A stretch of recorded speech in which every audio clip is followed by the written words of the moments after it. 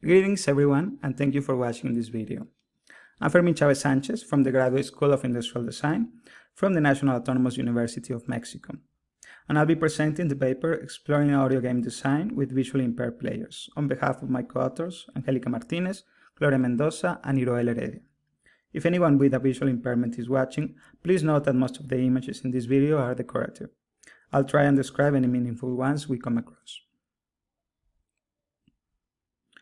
I'd like to begin with some context, what led our research towards this point. When it comes to people with disabilities or impairments, inclusion becomes particularly relevant.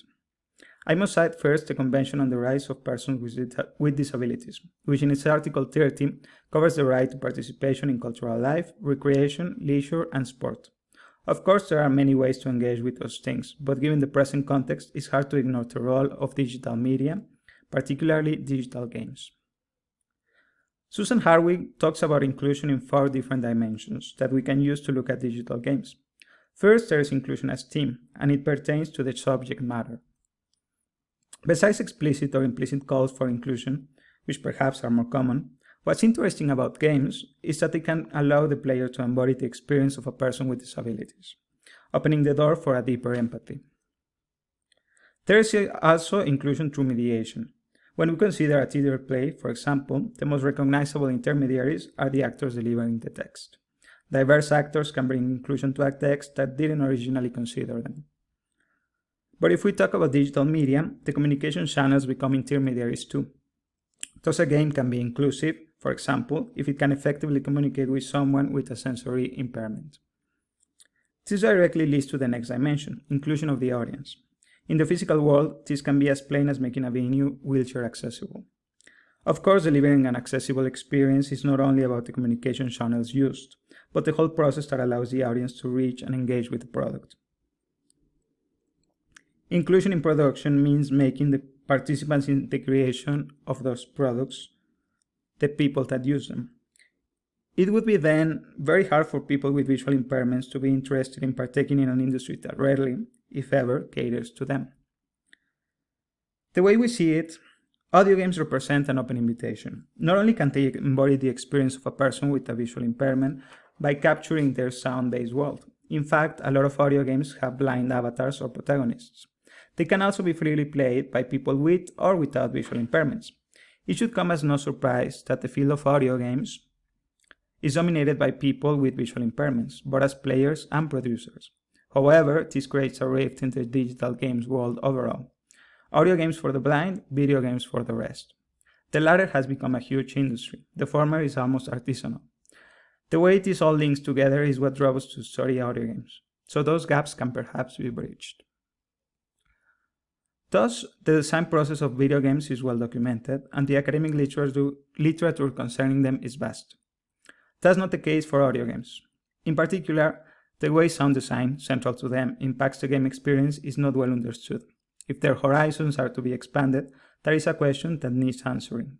However, a second factor appeared. The COVID-19 pandemic heavily hindered the ways we could play and conduct a field study. If we were to succeed, we needed to answer the question as to how it could all be conducted remotely. Those 2 questions configured our process. It ultimately led to our study looking at 2 different audio games, together collecting more than 30 different sounds, in which 6 volunteers with visual impairments participated. The games are Preguntados, a trivia game, and Audio Magos, an action-adventure game. We chose them because they were available in the most common mobile platforms, thus maximizing their access. They were also available in Spanish, which is sadly quite uncommon among audio games. The participants were initially 10 different people who volunteered. Looking at relevant literature, we found that in the few cases where people with visual impairments are involved in similar studies, their impairment is the only inclusion criterion. We wanted to hear from actual players, so having some degree of digital game experience was one of our requirements. Ultimately, 6 participants completed the study: Andrik, Ivan, Jasmine, Jorge, Raúl, and Valtier. Their ages vary between 17 and 57, with a mean of 38. While all had a years-long history with disability, 2 of them could be classed as low vision, Andrik and Raúl. The study was structured around 2 different play sessions, both accompanied by an exit questionnaire in interview form, where we inquired about different aspects of the game, including all of the sounds it used. We also use the Game Experience Questionnaire or GEQ with its 30 item core module and 17 item post-game module. The two sessions could be performed back-to-back or on separate dates depending on the player's preference. The order of the games was counterbalanced, an entry questionnaire accompanied the first session, previous and present game experience was discussed, and informed consent was obtained.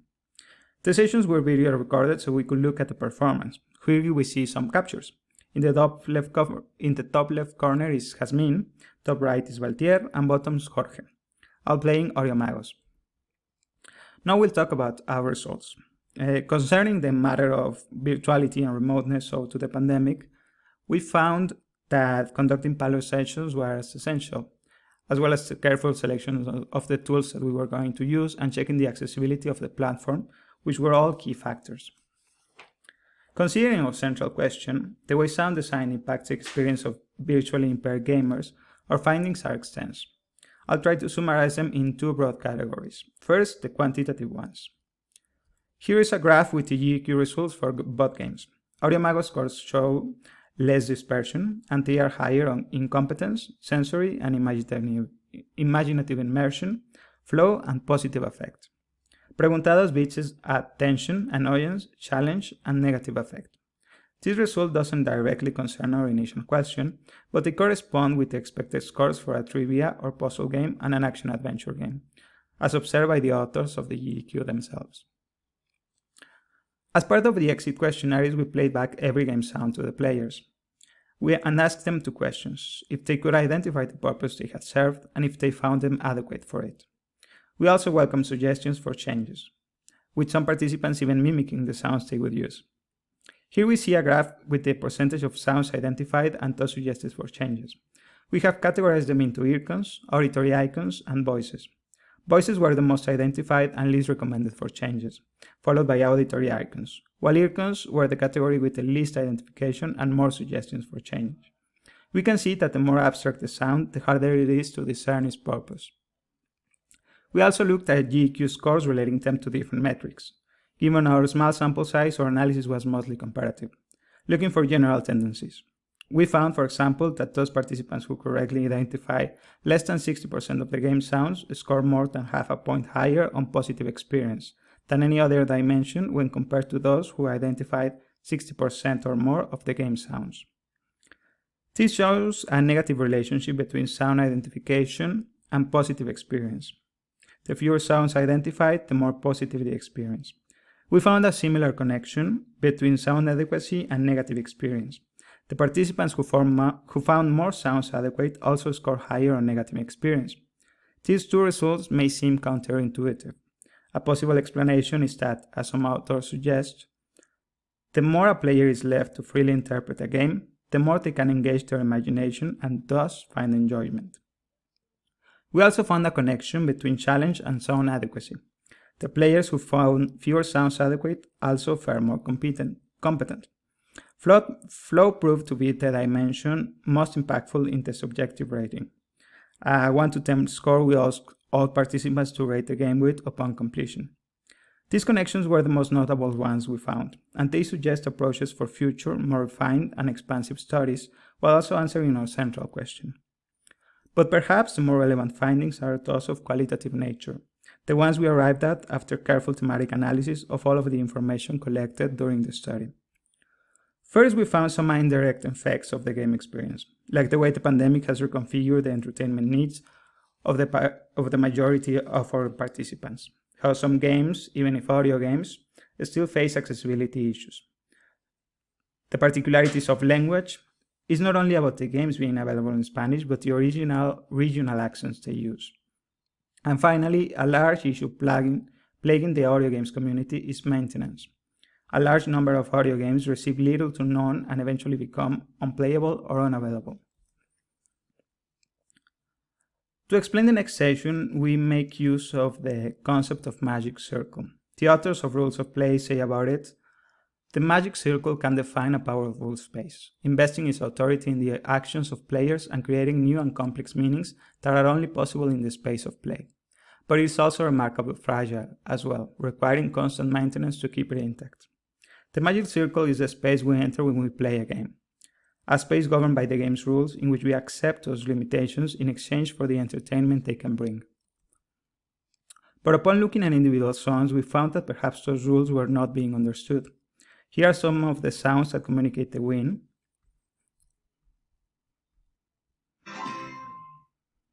and loss of a point in Preguntados, and the win and loss of a point in Audiomagos. These two pairs contain the sounds least identified and most suggested for changes.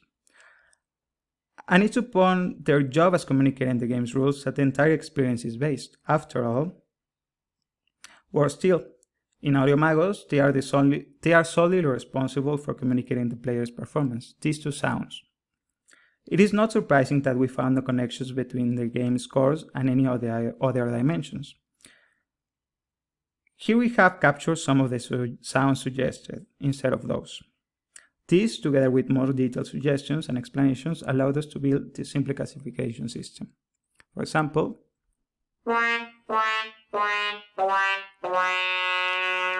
this was a popular suggestion for the loss of a point. Here is a sort of abstraction for the win of a point,